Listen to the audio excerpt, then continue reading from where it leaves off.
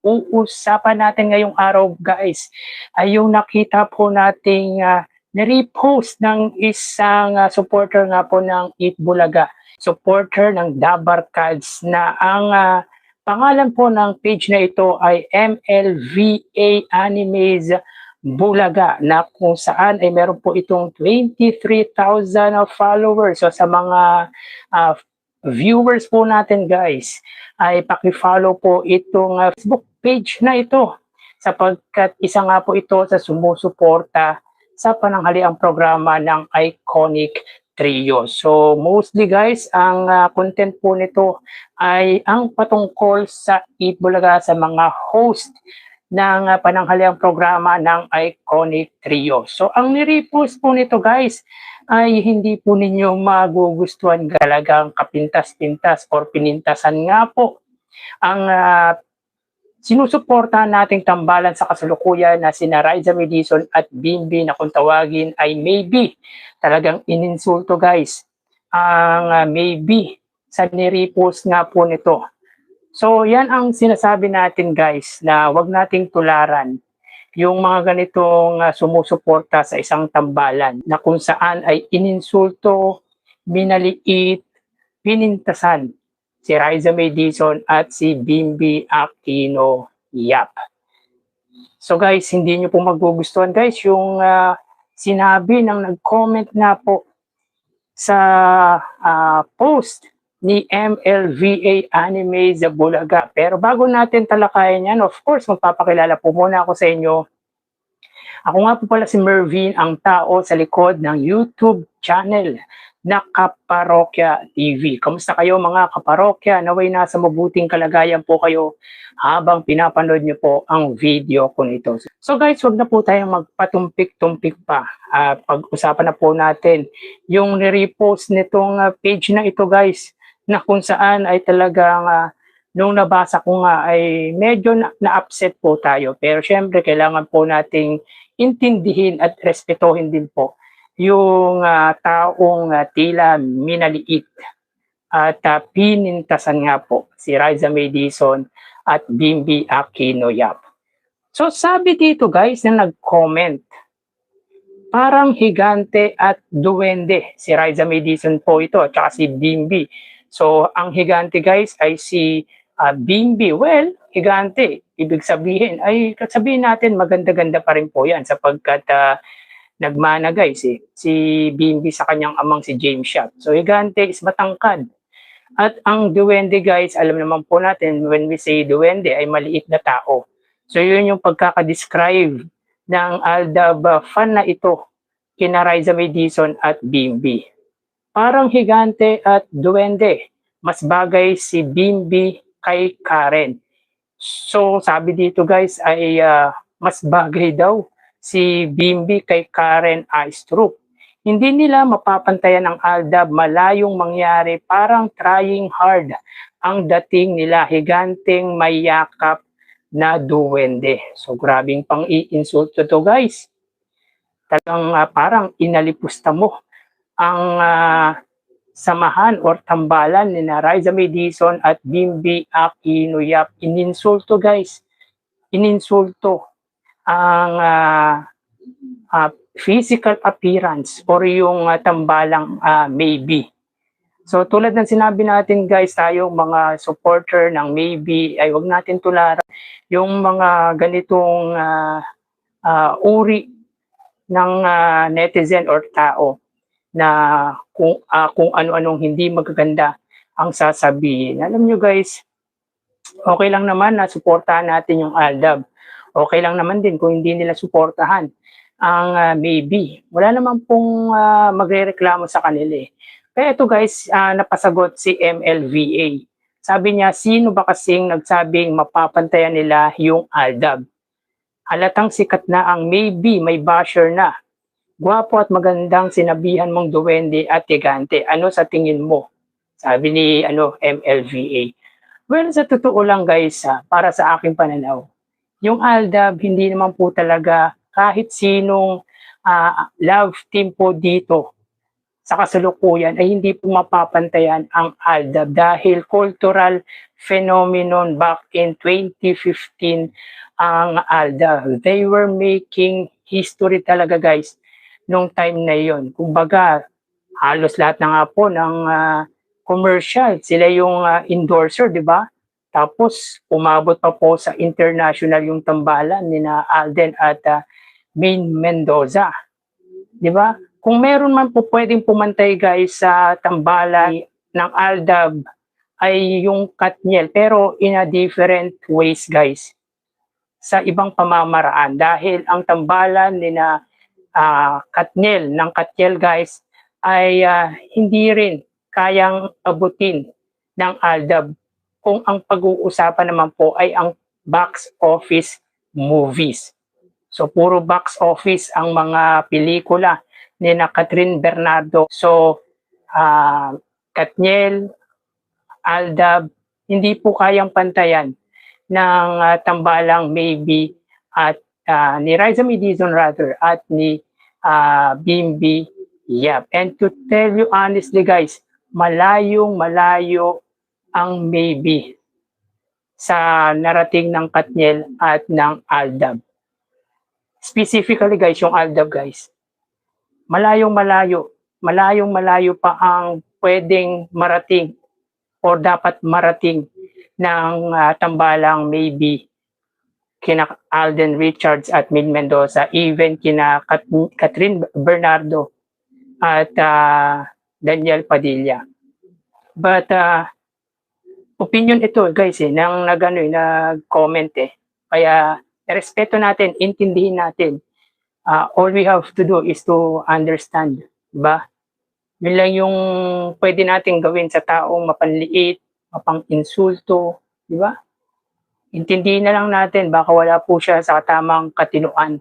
At kung ano-anong pang-insulto ang sinasabi na lang sa tambalang Raisa Medizon at Bimbi. Diba ang mahirap kasi dito guys, nagko-comment nang hindi niya alam or hindi niya tinitignan muna kung ano yung meron siya, kung ano yung pagkatao niya. Diba? Kahit anong pang maliliit ang sabihin niya kina Raisa May at Bimbi, mabubuhay at mabubuhay ang dalawang yan, di ba? Kung ano yung achievement na narating na Bimbi at Raisa May Dizon ay hindi mararating ng kung sino man po ang nag-comment na ito. Diba? Hayaan natin yung audience yung mamili kung sino yung gusto nilang suportahan. Hayaan natin, di ba? Ganun lang naman yun Hindi yung may sasabihin ka pang hindi maganda. Sasabihan mo yung tao na duwende. Tapos trying hard. Ano ba yung narating ng nag-comment na ito sa narating ni Raisa Medizon at ni Bimbi? Di ba bago tayo mag-comment, tingin muna tayo sa sarili natin kung ano ba yung achievement natin. Di ba? Okay lang naman mag-comment. Okay lang din naman yung argument. Pero yung insultuhin mo, yung parang mamaliitin mo yung physical na anyo ng isang tao, yun yung parang hindi maganda guys para sa akin. Yun ang hindi maganda. Yung insultuhin mo yung kung ano yung nakikita mo kina Raisa at Bimbi. Baka kung lalaki to guys, mas gwapo pa si Bimbi Aquino. Or kung babae naman ito guys, nung nag-comment, mas maganda naman si Raisa Medizon. Hindi natin kailangan ikumpara yung maybe sa ALDAB, kina Alden Richards at Main Mendoza. Di ba? Alam nyo, nakaka-insulto yung mga ganitong tao guys, sa totoo lang.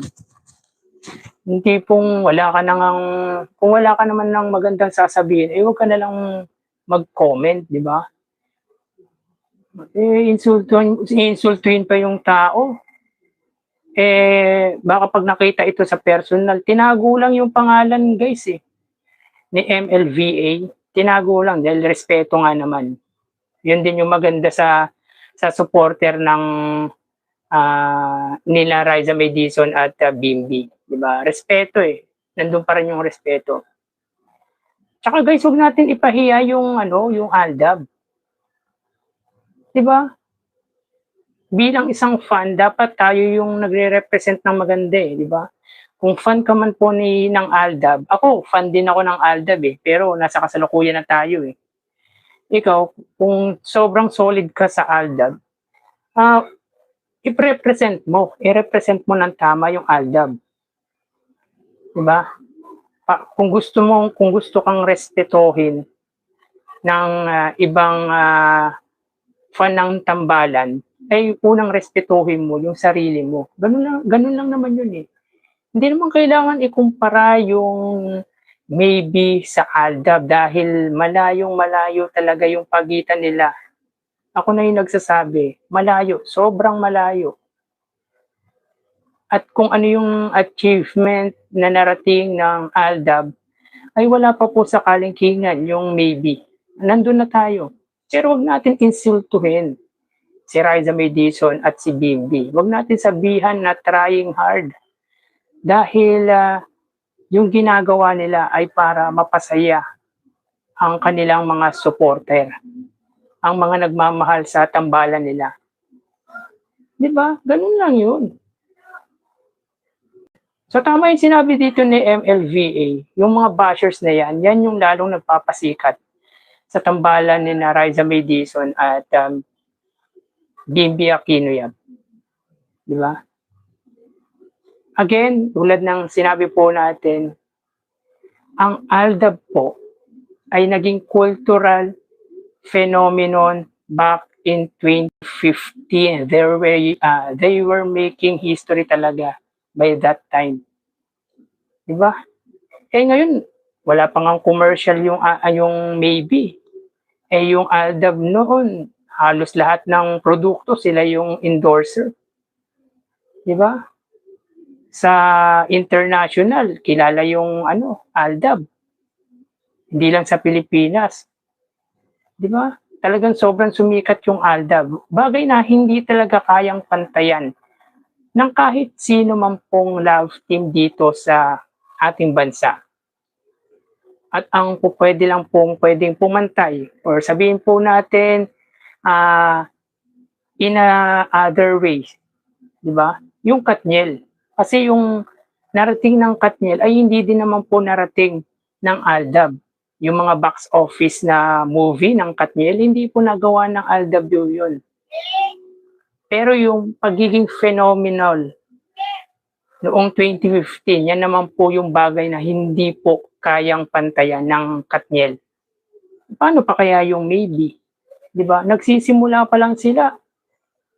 Dinadaw na kaagad, minamaliit kaagad, hindi insulto kaagad, pinipintasan kaagad. Si Riza May Dizon lalo. Di ba?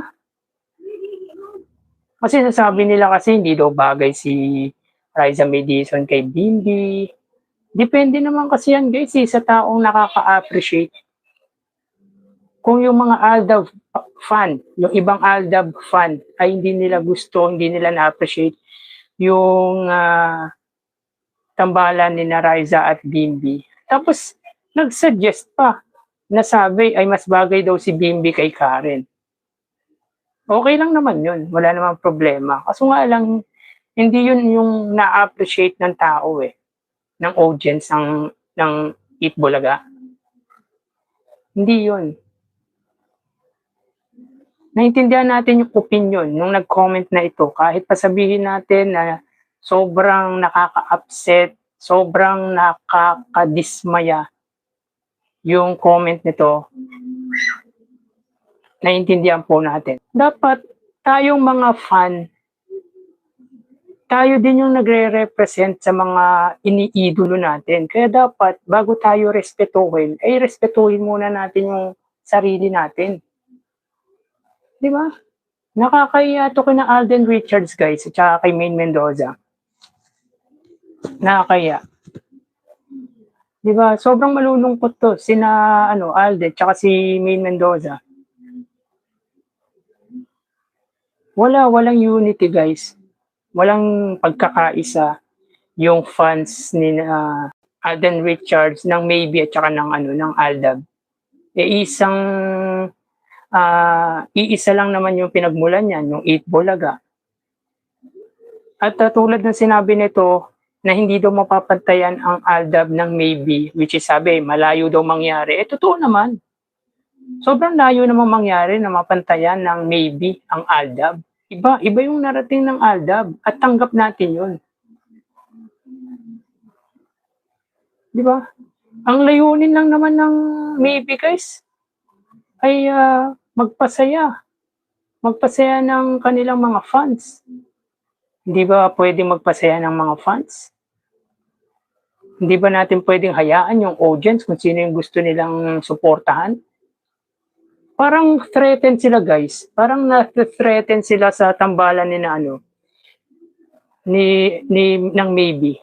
Parang ano sila guys, parang feeling nila matatabunan yung ALDAB ng tambalan ni Raisa at saka ni Bimbi. Hindi naman matatabunan yung ALDAB dahil yung ALDAB guys, for sure, mostly ng mga supporter na ni Raisa at Bimbi ay mga ALDAB fan din po yan. Kaya anong ikinawo-worry ng mga fan ng ALDAB? Di ba? Masyadong OA guys. Sila yung OA. Sinasabi nila OA daw yung tambalan nila Raisa at Bimbi. Masyado daw overacting, OA, tapos ano sabi dito, pilit daw. Sila yung lumalabas na OA. Sila yung lumalabas na kahiya-hiya. Bakit kailangan mong insultuhin si Raisa May Dizon at si Bimbi? Naisip ba nito kung ano yung achievement na meron si Raisa at saka si Bimbi? Kahit anong panlalait ang sabihin nito guys kakain at mabubuhay pa rin po sina Raisa May Dizon at Bimbi ng marangyaang buhay. Di muna tumingin sa salamin no? Bago mag-comment. Diba? Malayo guys, malayo yung ALDAB. Malayo. Kahit sinong love team, walang po pwedeng pumantay sa narating ng ALDAB. Pero hindi naman natin kailangan ikumpara yung maybe sa ALDAB, di ba? So tayo mga fans guys, ako, nire-represent ko ang maybe. Dati bilang fan ng ALDAB, nire-represent ko rin yung ALDAB. Para respetuhin tayo guys ng ibang tambalan, let's say yung mga fan ng mga Katniel, Jaydeen, di ba? Respetuhin muna natin yung sarili natin. Galangin muna natin yung sarili natin bilang fan ng isang tambalan. Nang sa gayon ay respetuhin din tayo. Hindi yung manliliit ka. Mahal natin yung ALDAB guys. Alam nyo yan. We love ALDAB, di ba? And most probably, majority ng supporter ng maybe ay supporter din po ng ALDAB. Ewan ko ba kung bakit may ilang ALDAB fan na parang nasa-threaten, natatakot sa tambalan nila Raisa May Dizon at Bimbi. Feeling nila natatabunan yung ALDAB. Malabo namang mangyari na matabunan yung ALDAB. Iba yung narating ng ALDAB We have to be united guys. Kailangan magkaisa tayo. Dahil iisa lang naman yung pinagmulan ng ng maybe at saka ng ALDAB Eat Bulaga ang pinagmulan niyan. And without Eat Bulaga, wala din pong ALDAB, wala din pong maybe. Malamang sa malamang, isa sa mga nalulungkot dito ay sina Alden Richards tsaka sina Maine Mendoza, yung mga Eat Bulaga, mga fan ng Eat Bulaga. Alam nyo, wala namang puwang yung inggitan dito eh. Di ba? Walang puwang inggitan, insecurity, di ba? Dapat laging nananaig sa puso natin guys, yung the word Eat Bulaga. Yung salitang Dabarkads. Kasi pag sinabing Dabarkads guys, nire-represent nito ang ALDAB at ang maybe.